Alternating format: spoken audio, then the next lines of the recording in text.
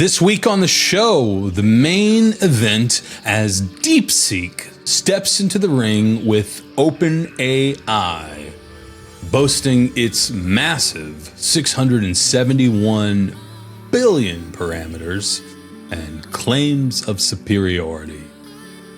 Are the AI giants trembling?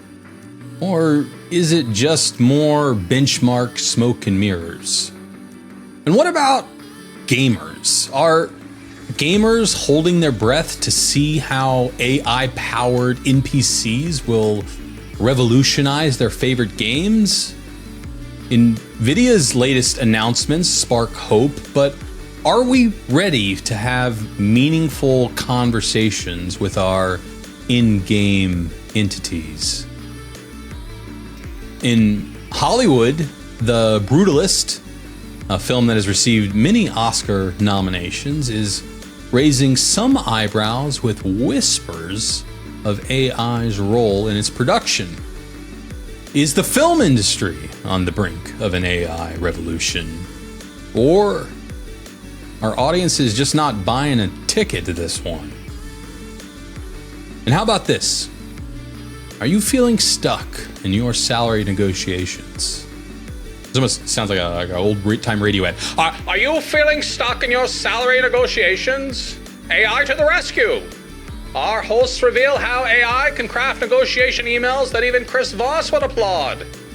And of course, we ponder the not-so-distant future where AI might just be tucking us in at night.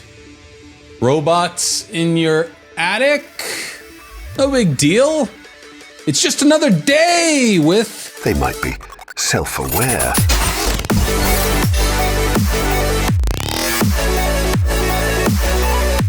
Well, pack it up. Not us. What? OpenAI. Time for them to pack it up. Oh. They're done. Yes, I did see that. The DeepSeek. Yeah, I'm assuming you're referring to DeepSeek. I am referring to DeepSeek. Brand new model. Unthroning the king, at least allegedly, at least according to a bunch of benchmarks that you definitely can overtrain on. You know, the information's out there at this point. But an open model that you can go download right now is beating O1, allegedly, at least in a bunch of the benchmarks. Even their distilled model, the one that's like way more likely to actually fit on someone's computer, is beating O1 Mini, which a lot of people are paying a whole bunch of money for. It's beating O1, which is OpenAI's latest model. It's beating 4.0, which is their flagship model. It's even beating, in the benchmarks, your beloved Sonnet 3.5 Sonnet from why am I dropping the name? Claude's Anthropic? Yeah. Anthropic. Sure, Anthropic. So yeah. And it's open weight. I now like the term open weight rather than open source. Right. Open weights meaning you're allowed to download it and run it yourself. Yes. Except you can't. Did you see how beefy this bad boy is? Well, they have multiple versions. Okay. It but comes I mean, in their many flagship. sizes. It's so for anybody listening who is not particularly familiar with like how many billions of parameters can fit onto a whatever. If you have a gaming computer with like an Nvidia 3090 or something, if you got somewhere in the like 12 to 24 gigabytes of video RAM, like a good computer for like gaming these days, you can fit somewhere in the 12 to 48, maybe like a 70 billion parameter model squashed down itself, quantized down to like be able to fit. So let's assume that you don't mind it going really slowly, and you're offloading, things onto your regular RAM, so on. You're really letting things go slowly, and it's not as good as it would have been otherwise at full sort of computational power. But you've got a 70 billion parameter model going on what I will dare to call an average Joe's computer, and it's really beefier than the average Joe. That is about 1/10 as many parameters as the new DeepSeek model. It's weighing at a hefty 671 billion parameters. I thought Llama 3 was big at 400. I was correct. It was really big at 400. This is even bigger. This is not something that, not even the average Joe, but 5 of them put together, pooling their money and saying, we'll share a computer. They can't run this. They can't run it today. But okay, sure, with the doubling law, it'll be runnable in 8 years or whatever. Well, so I wonder if something like the Nvidia digits, which we've talked about recently, and you can also chain those together. How many would you need in order to run this model at 4? 4? Because they said that you can run up to a 200 billion parameter model on it. So 4 in there. I think they were like $3,000 a pop. So 12 grand. 12 grand I can run it. Yeah. Average Joes spending 12 times as much as they would on an entire computer. Monitors included, possibly. Okay, but all right, so it's $12,000 to run this model at home today. Let's just take that number. There's probably ways to do it cheaper, but let's just accept that. Right. Okay, but it's also, I think, completely plausible that 1 year from now you could run this model for $6,000 at home. I don't think you would be like, no way. Right. Yeah, probably. Sure. And of course, you can get cloud access to it much less. Yes. So I do think years from now, the absolute latest and greatest things, and we're also going to figure out how to jam the same amount of smarts into smaller and smaller models. And indeed, even the distilled version of this model to something that is much more palatable to the average consumer is kind of fitting and still performs allegedly very, very, very well. I say allegedly. I have not had a chance to play with this. It just came out. I am increasingly of the belief that in the future, we will, in our houses, just like we have a hot water heater, have a dedicated box for running these AI models. That's just like, and it'll be the hot water heater also, frankly. Yeah. Good point. I do think we've talked about like the smart home having its brain. I think that is quite possible to have something that is like an appliance in your house, whether it be this Nvidia sort of approach, or it's something that just like lives up in your attic next to the AC blower of like, this is everyone has a large language model server, whatever you want to call it, just sitting up there. A whole bunch of people already have their home media server. Why not give it also the smarts to run your home automation? Yes. I think the answer to that is most people don't want to have something so big and expensive. Like, I'm either getting a free Siri or whatever at home. Why do I need to spend all this money to have my own here? And that comes down to privacy or the desire to sort of tinker along these lines, etc. I do think that it's going to not be a one or the other future. It's both of them exist. I also I think it's a little bit beyond just the privacy angle. The desire to be able to run these large language models locally from a consumer perspective. I think there is a cost argument to be made. I think we're seeing this play out a little bit with some of the most recent Nvidia announcements where we've had the questions before about video games. Why haven't video games yet widely adopted large language models? So just in general, you could have any conversation with any character in any game. And again, there are literally like hacks and tweaks out there where people have explored this, but it's not. Look at whatever the top 50 games, not a single one of them is making calls to a large language model. No, and I just saw a demo from, was it Nvidia? Some sort of big player in this kind of space showed off a demo like a week ago. It didn't make it into our set of a whole bunch of other things that we not necessarily get to everything in, but it wasn't great. And this is supposedly latest and greatest type stuff. I think it's not so much the lag anymore with streaming inputs and outputs kind of back and forth. You can really bring that lag down. You can bring the latency from the beginning of an ask to getting something out. It's that the voices themselves still aren't, like, in terms of what is available for other people to use. Maybe the latest and greatest models from like OpenAI do sound a bit more authentic. Whatever's currently available is not quite there. It still sounds too robotic and stilted. Now, it's the worst it'll ever be. You've said that plenty of times. I think a couple of years from now, we'll get there. But I will say, from a tech demo of what's supposed to be the latest and greatest of like, it's AI agents in video games, and they can go live their own lives, and you can talk to them about whatever. Not there yet. I'd be interested if we watched the same Nvidia demo, because I saw a demo and I was like, it's pretty cool. I was not impressed. Well, the whole point is that with their new 5000 series chips is that they're running the large language models locally, so that now the latency is far less and the cost is far less for these AAA games to start incorporating large language models as part of their tech stack. Mm-hmm. I do think it will happen in the next couple of years. I just don't know if we're there yet. Now, someone's going to be the first one, and they'll be faltering steps and so on, and they'll get widely panned for why didn't you hire a bunch of voice actors, of course. But it is going to happen. Related, not related. I saw a film over the last weekend that was called The Brutalist. Was the film. Very long movie, 3.5 hours long, but Oof. It was and it's up for a whole bunch of awards, and it was shot for a really low budget. I think $10 million budget to shoot this film. Stars Adrian Brody, Guy Pearce. Like, these are, I don't know, maybe not totally A tier, but they're like A- tier actors. Like, how do they make this movie for $10 million? And there's lots of rumbles of AI being leveraged in creating this film, and acknowledgement that it was used for a lot of the pre-production, for the set designs, where the main character is an architect in the film. Adrian Brody is an architect, and so they used Midjourney to create all sorts of buildings in the brutalist architecture style that Adrian Brody may have created. And again, rumors that they heavily leveraged it in the production. But I was reading this thread, and what's interesting is, like, it was just flooded with people saying, "Well, I'm not seeing the movie now.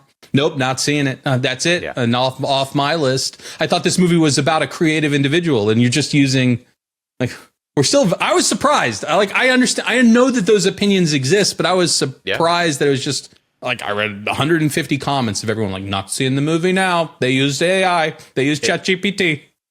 I think it's this reaction and, like, people wanting to have an in-group of, like, well, yeah, I can associate myself with that crowd. And is it virtue signaling of, like, well, look at me, I'm pure and I won't use any AI.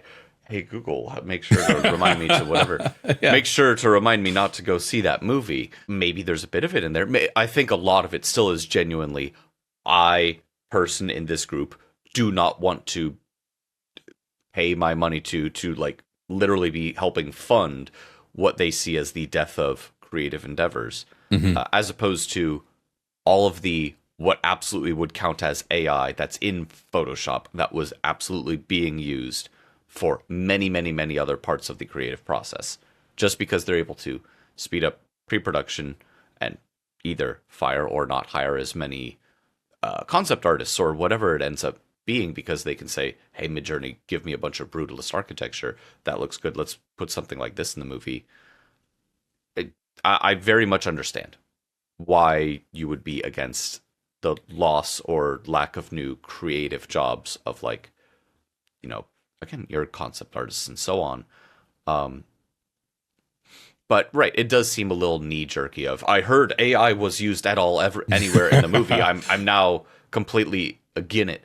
Well, okay, but what about, like, Star Wars, where they have the really big curved screen thing for the set? There's no way machine learning is not involved somewhere in the getting all of the lighting and the whatever right. Like, you're referring to the virtual set that they've been using for the... There is AI in that. It just isn't ChatGPT. And, like, well, why aren't people just as mad about that? Because it's not the fun, sexy thing to be mad at. That's what makes me mad, is at least be consistent. If you're going to be against AI, be against all of it. Yeah. A similar thought to that, in thinking back, one of our predictions for this year was that by the end of this year, it's going to be very common for AI to be involved in all of these productions. And I thought, in reading about the Brutalist potentially heavily leveraging AI, I wonder if it's actually already the case that most productions coming out, there's a moderate amount of what you actually would call AI. Not they use spell check and words. Oh, gotcha. You use spell check on this email. Not seeing your movie, buddy. So you're read saying between the lines. A large language model, not for, like, spell check, but for, like, here is a draft of a page, give me some notes on it, or hey, Midjourney or whatever, give me this, or hey, images. Runway, give me, like, give me a a short clip of what this could look like. We're just not talking about it. We're not saying the quiet parts out loud yet, but my new hypothesis is it's already here.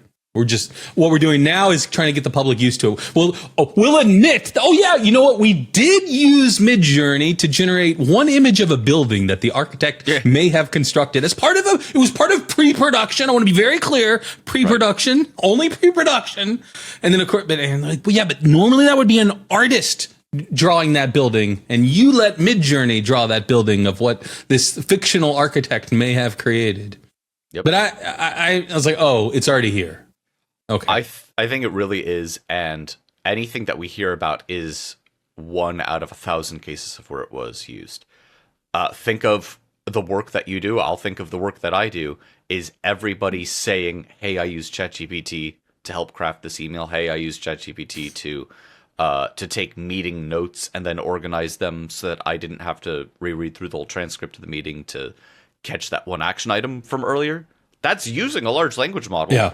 Like is that destroying jobs? I guess because I don't have an assistant who listens in on all of my meetings and scratches stuff down for me. Sure.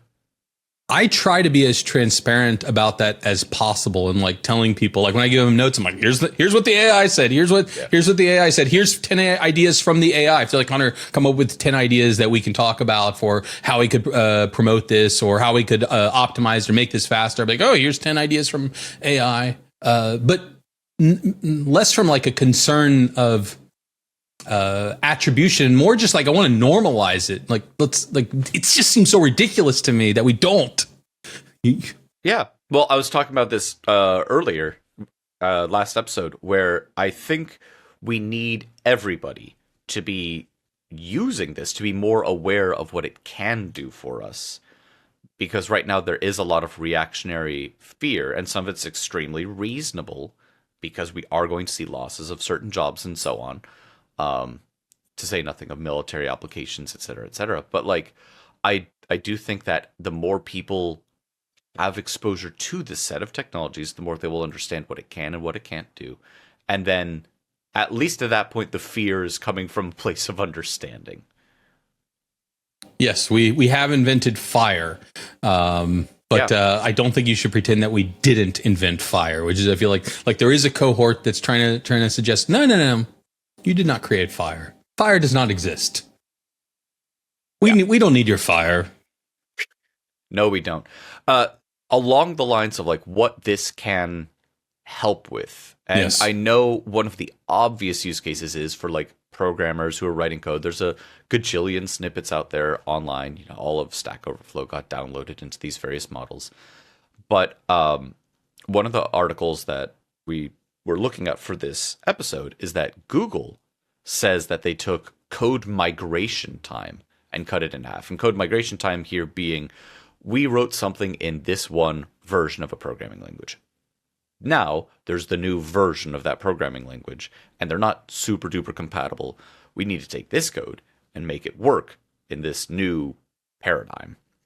And that would take a lot of time and a lot of people for a lot of code that Google's got to make that migration. AI allegedly cut that in half. I absolutely believe that because I've done code migrations from one Python-based sort of framework into another place, or actually it was Python to a different Python and also React. And half is downplaying it. It would have taken me quite a bit of time to say, how do I take this thing with all these weird intricacies and make it be over here doing this other way of doing things instead? Less time. And I believe computers are good at. They were also changing how they did a couple things. There was like a migration from using IDs to using UUIDs, which are basically different ways of storing records in a database. And the UUID being, potentially, it's definitely a more modern way of doing it, and it has some advantages and has some drawbacks, but they wanted to refactor that over very large code bases. So they leveraged the large language models to do all the refactoring. They still had humans review all of the changes, The changes come in the form of what's called a pull request, where it's like, hey, I have a request to make some changes. So a human engineer looked at all of that, but the human engineer did not make any of the initial changes, at least according to this article. But it does seem plausible. It's not like we're not like BS. No, like, yeah, I buy that. Absolutely. Yeah. And if you have a really large code base, it's like looking through an entire, a library, like a physical library of books, and saying like, this person's name is mentioned in this book and then 300 other books somewhere in the library, and I need to change the spelling of the last name in all of them. For a person, it would take forever. It'd be a nightmare to work on. For a computer, really good at reading a whole bunch of stuff very quickly and saying, this is a relevant one, no, this isn't, puts it back on the shelf. I still haven't thought of what it would be myself. Maybe if I ever do, I'm going to start up my own company. But like, what is the everybody can benefit from this case? And I do think some of it is like, we were a few episodes ago talking about note taking. I think that's one of the unsexiest but killer apps for large language models. If everybody could have this other little something on your shoulder that just like listens in, takes down notes for you, helps organize notes in your life. This is what was going on today. This is who was talking about that. This person mentioned this was their birthday. Write that down. Now you like, there's their birthday, just like for you. Now, I think that that's one of the easiest use cases of get large language models in everybody's hands that everybody could benefit from. Nearly everybody. But I do want that everybody scenario. Yeah, I was wondering, is it managing your finances? Because I imagine that's something that very few people just do. Went away. Here's your AI accountant. Oh, and tax is a whole other thing. I think they probably should go away. But I don't know. Well, I'll skip the tax rant. But managing your finances, understanding because we already have this to some degree today, but I still think like very few people are leveraging what exists today, and it could be wildly better of understanding where am I spending all my money? Yeah. What should I be doing? Constantly sort of projecting, hey, you know what? If you ever want to retire, you should do this now. And this is for the unique opportunity. And there are risk-free ways that you only have like $2,000 that you can save right now in your savings account, but still we could be putting it to some work, and we can manage that in a very, almost risk-free way.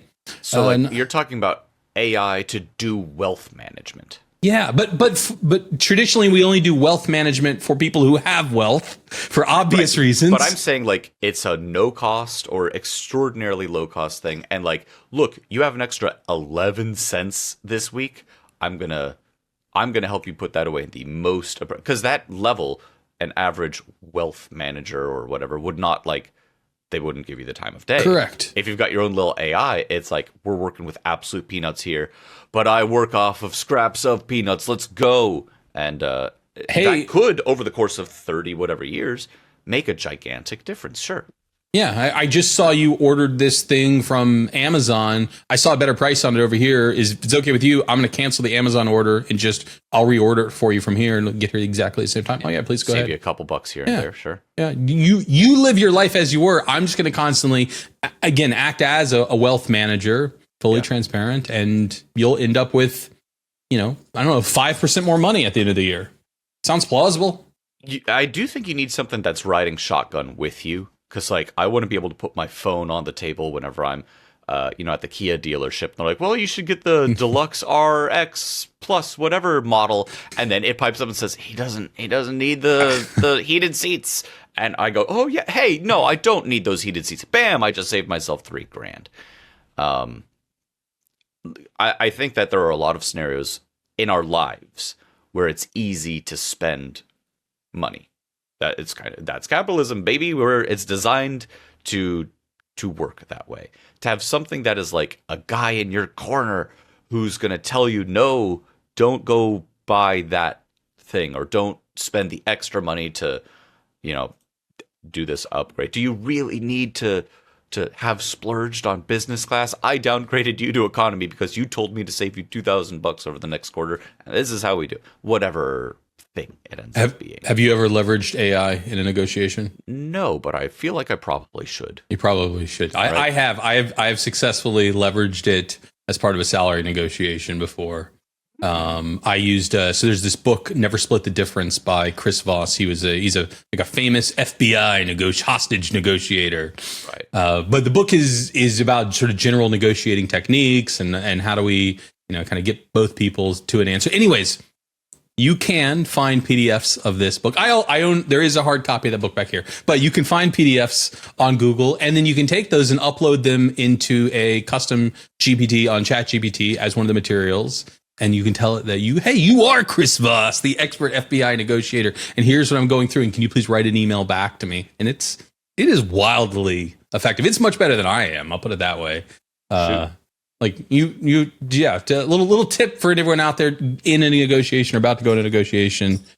At a minimum, you should be taking a look at these tools, because you would probably find something interesting there in what it suggests for how to approach it and how to get to the answer that you want. All right. That is very, very interesting. When we were talking about the DeepSeek at the beginning of the show, a long time ago, you expressed some, I don't know, lack of extreme confidence in the benchmarks.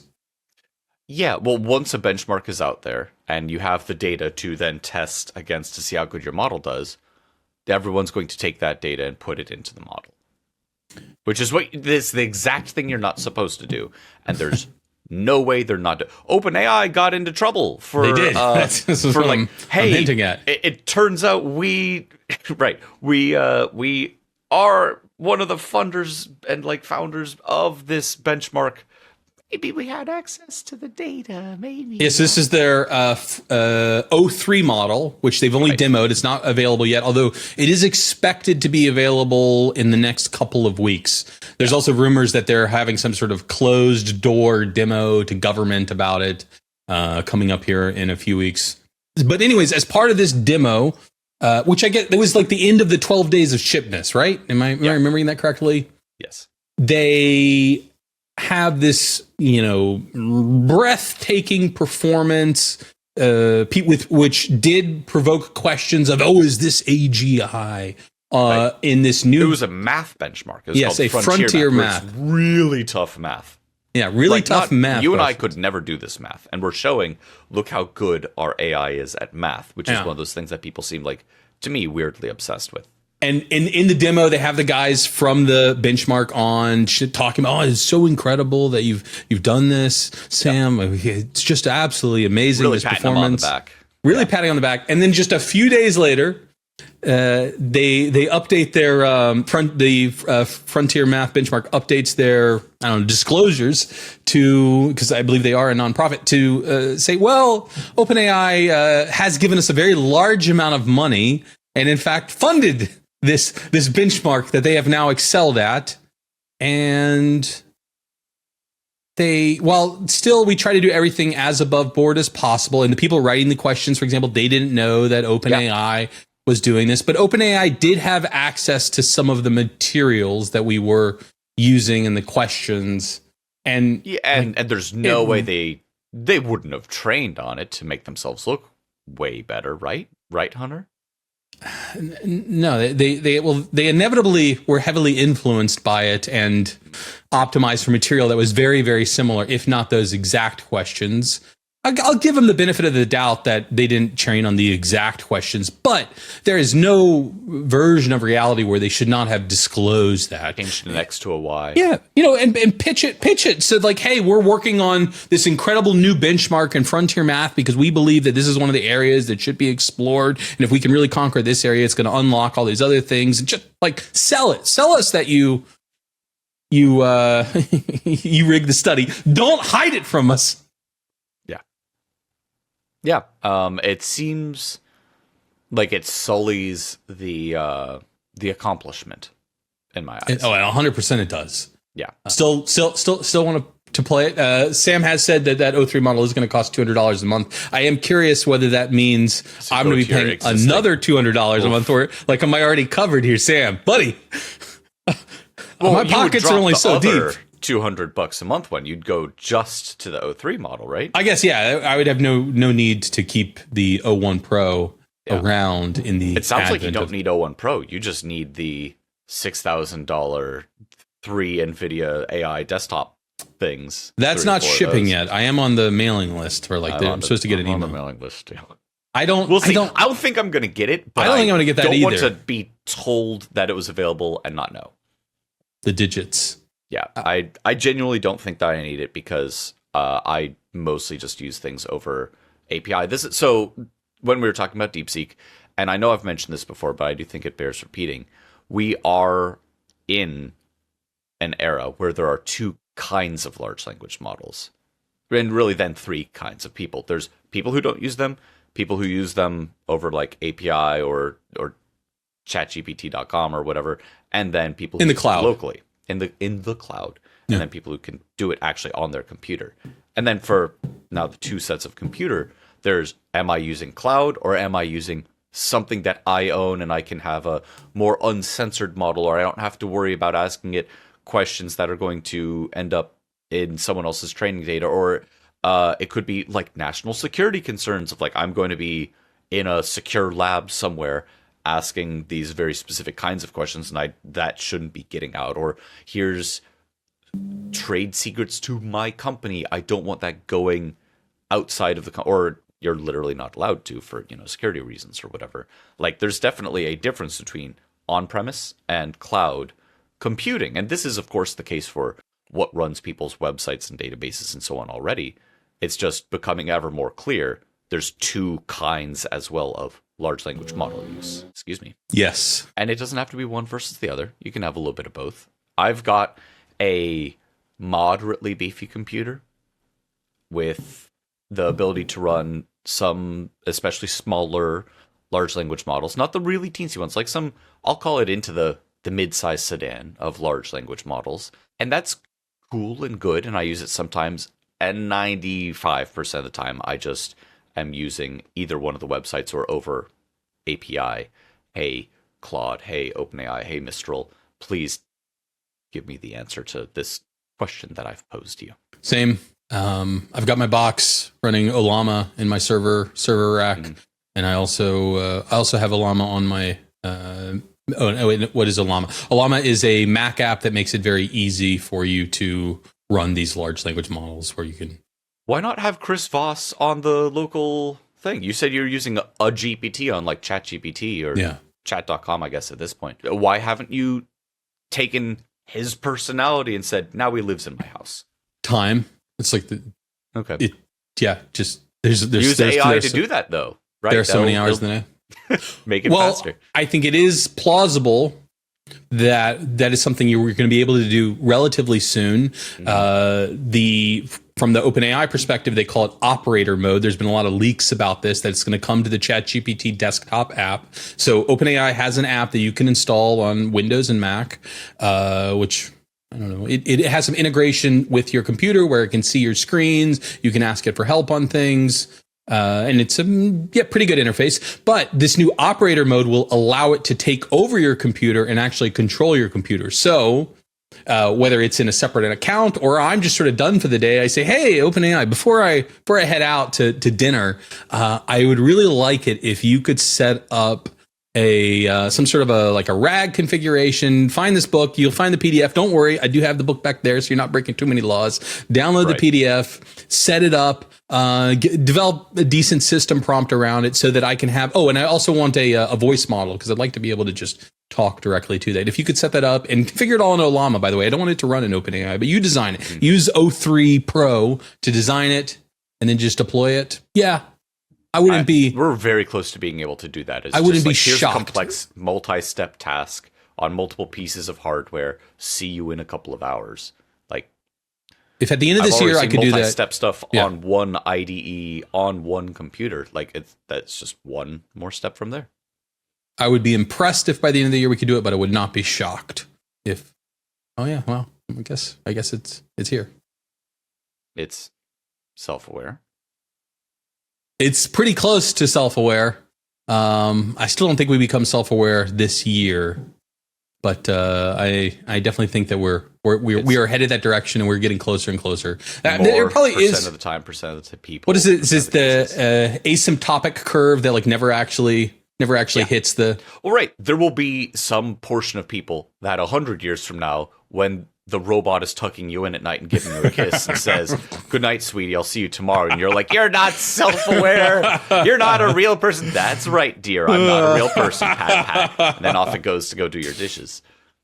And there will be some people that never accept it no matter what. And like, is it a techno-religious sort of thing where like a robot can't have a soul? Or is it just people who think like, no, this is just a very clever facsimile of... It doesn't matter at a certain point. Call it what you will. But yeah, some people will never accept, even once everyone else is like, look, I mean, we've started giving them social security numbers at this point. They're people. And you're, nah, I'm again it. They'll never be, as long as it's not flesh and blood to me.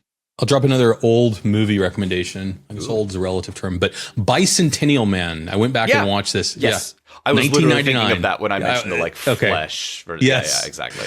I liked that movie. I really did.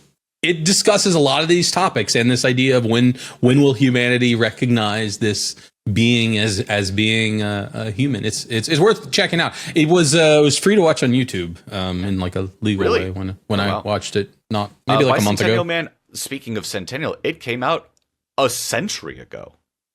Well, century. It was in 1999. Yeah, we're in a different century now. Okay, all right, yeah, fair enough. Right?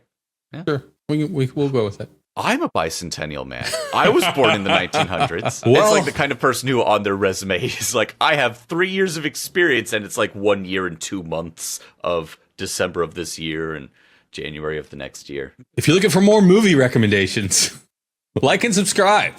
Yep, we'll keep them coming from the 90s because there's like so many great movies to watch from the last century. Johnny Mnemonic, maybe, I don't know. It's a tease. It's a tease. Maybe go watch the trailers. Science. See what you think. That's the 80s. All right. It's from the previous century. That's the only thing that matters. Oh, okay, right. Because you're a bicentennial man. I forgot. Fancy. Renaissance man, a bicentennial man, a flesh man, not a robot man. Not yet. Well, if you like what you're hearing, I don't know. Why not stick around? Why not engage a little bit? Throw us a comment. Throw us a question. We will answer it if it's intriguing enough. We'll even do a whole segment about it on the show. That could be your test. You really were like, could I impact this show by giving them a question that's just gonna like take them off? You'll ruin an entire episode. Who commented first on the YouTube? There was someone who recently commented first. If you're out there, hello first. We discussed doing an entire episode about first, and we still might. At least a segment. And arguably this is said questions though from the audience. This is said segment as we come to a conclusion on yet another episode of... They might be self-aware.